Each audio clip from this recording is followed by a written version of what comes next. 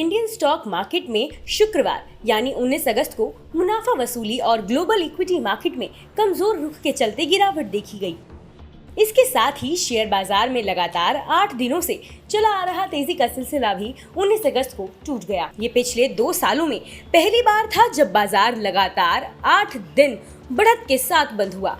दोपहर 2:30 के करीब बॉम्बे स्टॉक एक्सचेंज का बेंचमार्क इंडेक्स सेंसेक्स करीब 0.92% या 557.5 अंक गिरकर 59,740.49 अंक पर कारोबार कर रहा था। वहीं निफ्टी 50 0.95% या 170.75 अंक गिरकर 17,785 के स्तर पर आ गया था। जियोजीत फाइनेंशियल सर्विसेज के chief investment strategist VK Vijay Kumar ने बताया, बाजार में पिछले कुछ दिनों में आई तेजी से निफ्टी जून के अपने निचले स्तर से 18% ऊपर चढ़ गया।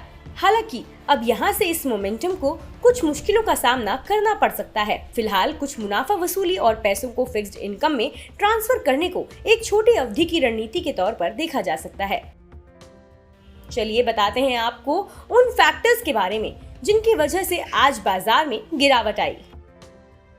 यूएस डॉलर इंडेक्स में तेजी। करीब 2 महीने की कमजोरी के बाद अमेरिकी डॉलर इंडेक्स में आई हालिया तेजी ने शेयर बाजार के तेजड़ियों को थोड़ा हैरान किया। अमेरिकी डॉलर इंडेक्स फिलहाल बढ़कर 107.6 पर पहुंच गया है, जो इसका पिछले 1 महीने का सबसे ऊंचा स्तर है। ये तेजी अमेरिकी फेडरल रिजर्व बैंक के सदस्यों की उन टिप्पणियों के बाद आई है जिनमें उन्होंने ब्याज दरों में बढ़ोतरी की गति आने वाले समय में धीमी होने की बाजार की उम्मीद के खिलाफ बयान दिया है। अमेरिकी डॉलर में मजबूती का भारत जैसे उभरते देशों के शेयर बाजारों पर नेगेटिव असर पड़ता है, क्योंकि इससे निवेशक बाजार से पैसा बाहर निकालने लगते हैं। ब्याज दरों में बढ़ोतरी के धीमे होने का संकेत नहीं। आरबीआई को ये भरोसा होता दिख रहा है कि उसकी तरफ से ब्याज दरों में की गई बढ़ोतरी ने महंगाई को अप्रैल महीने के बाद कम करने में मदद की है।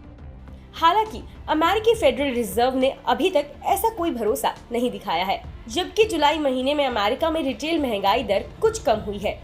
यूएस फेड के 2 सदस्यों ने गुरुवार 18 अगस्त को दिए एक बयान में कहा कि वे सितंबर में होने वाली बैठक में ब्याज दरों में 0.75% की बढ़ोतरी का समर्थन करेंगे।